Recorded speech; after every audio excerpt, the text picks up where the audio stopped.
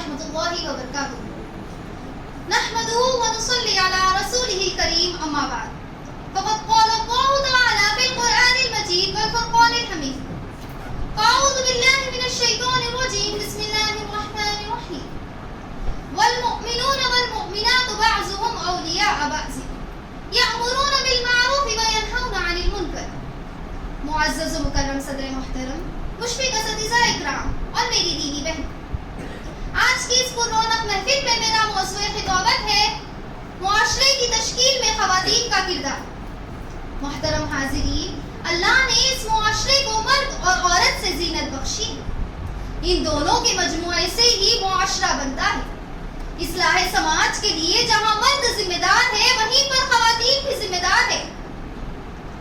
سماج کی اصلاح میں خواتین ایک اہم کردار ادا کر سکتی ہے، بلکہ جب تک خواتین ذہنی و فکری اور عملی طور پر اس کے لیے آمادہ نہ ہو اور شعوری طور پر اس کے لیے کوشش نہ کرے، اس وقت تک معاشرے کی اصلاح ناممکن ہے. کیونکہ عورتیں معاشرے کا نصف حصہ ہے اور اس نصف حصے کو ناکارہ کر کے ہم کبھی بھی معاشرے کو تعمیری اور ترقی کی راہ پر گامزن نہیں کر سکتے ہیں. اللہ نے قرآن پاک میں ایک ہی جگہ پر مرد اور عورت دونوں کو ایک جیسا حکم دے کر فرمایا: والمؤمنون والمؤمنات بعضهم اولیاء بعض یأمرون بالمعروف وینہون عن المنکر. مومن مرد اور عورت آپس میں ایک دوسرے کے مددگار اور دوست ہیں.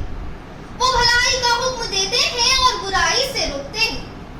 حضرت ابو سعید خدری رضی اللہ عنہ سے روایت ہے کہ نبی صلی اللہ علیہ وسلم نے فرمایا: جب تم میں سے کوئی برائی کو دیکھے اور وہ اسے اپنے ہاتھ سے روکنے کی طاقت رکھتا ہو تو پھر اسے چاہیے کہ وہ اسے اپنے ہاتھ سے روکے، اور اگر وہ اس کی طاقت نہ رکھتا ہو تو پھر اسے چاہیے کہ وہ اسے اپنی زبان سے روکے، اور اگر وہ اس کی بھی طاقت نہ رکھتا ہو تو پھر اسے چاہیے کہ وہ اسے اپنے دل میں برا جانے.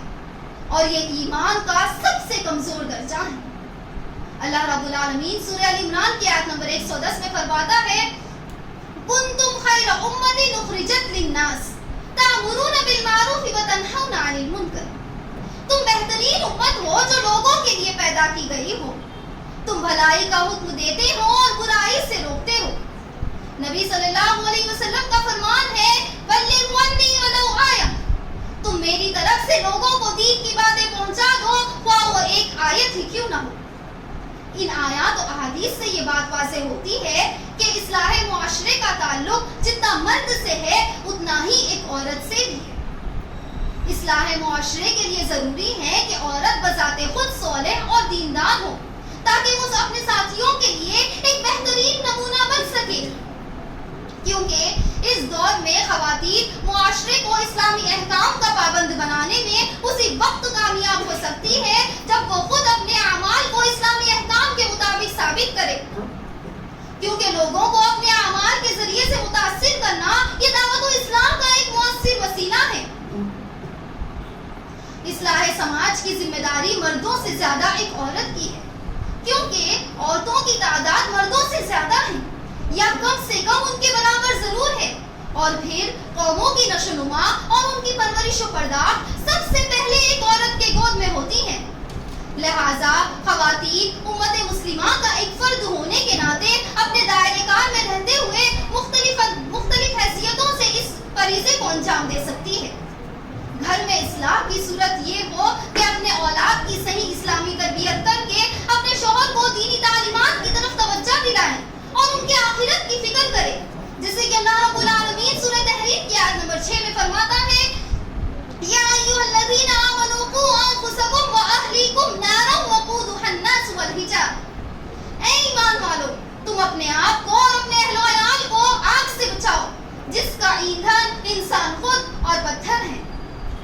حضرت قتادہ رضی اللہ عنہ فرماتے ہیں کہ عورتیں اپنے اہل و اولاد کو اللہ کی اطاعت کا حکم دیں، اس کی معصیات سے انہیں روکے اور اس کے احکام کی تنفیذ میں اپنے اہل و اولاد کا اور اس کے احکام کی تنفیذ میں اپنے گھر والوں کا تعاون کرے. کیونکہ جیسے کہ نبی صلی اللہ علیہ وسلم کا فرمان ہے: الا کلکم راع وکلکم مسئول عن رعیتہ. تم میں کا ہر شخص ذمہ دار ہے اور ہر ذمہ دار سے اس کی ذمہ داری کے متعلق سوال کیا جائے گا. عورتیں بھی ذمہ دار ہیں، ان سے بھی ان کی آل و اولاد کے متعلق سوال کیا جائے گا۔ مسلم گھرانہ دین کا ایک مضبوط قلعہ ہے اور اس قلعے کی ذمہ داری ایک عورت پر عائد ہوتی ہے۔ اگر وہ چاہے تو دینی تعلیمات اور دعوت و اصلاح سے اس قلعے کو جنت بنا سکتی ہے۔ کئی صحابیات ایسی گزری ہیں جن کی کوششوں سے ان کے آل و اولاد کی آخرت سنور گئی، جیسے کہ ام سلیم رضی اللہ عنہا کا واقعہ ہے، جو کہ نبی صلی اللہ علیہ وسلم پر ایمان لا چکی تھی۔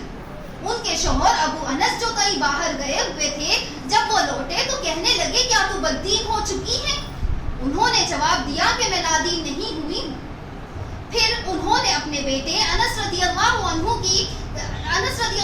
کو اشہد ان لا الہ الا اللہ و اشہد ان محمد رسول اللہ کی تلقین کرنی شروع کر دی۔ انہوں نے ایسا ہی کہا تو ان کے شوہر نے کہا کہ میرے بیٹے کو نہ بگاڑ۔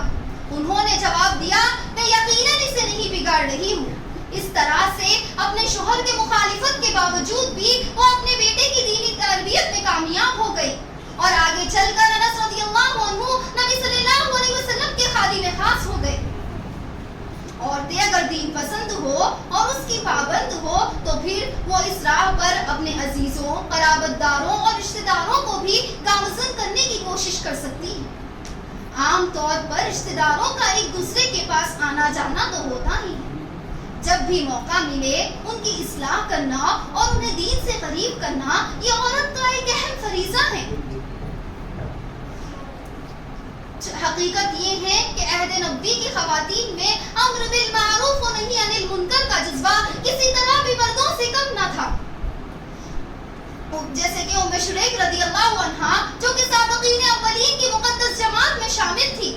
کفار انہیں طرح طرح کی اذیتیں دیتے تھے، طرح طرح کی تکلیفیں پہنچاتے تھے، اس کے باوجود بھی وہ گھر گھر جا کر دین کی دعوت دیتی تھی۔ جب قریش کے مردوں کو ان کی ان سرگرمیوں کا پتہ چلا تو انہوں نے انہیں مکہ سے جلا وطن کر دیا۔ لیکن افسوس صد افسوس کے دور حاضر کی خواتین نے ان اسلامی تعلیمات کو پس پشت ڈال دیا ہے۔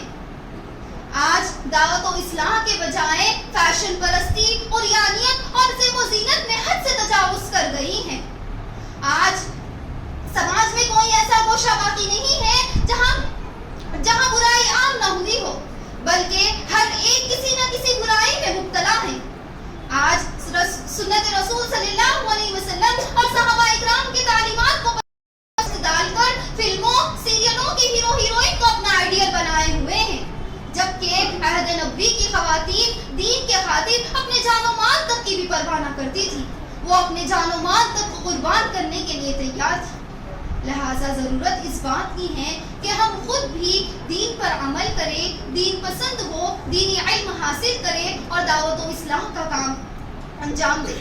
آخر میں اللہ رب العالمین سے دعا ہے کہ اللہ تعالی ہم تمام کو اس فریضے کو بحسن خوبی ادا کرنے کی توفیق عطا فرمائے۔ آخر دعوانا الحمدللہ رب العالمین، والسلام علیکم ورحمۃ اللہ وبرکاتہ۔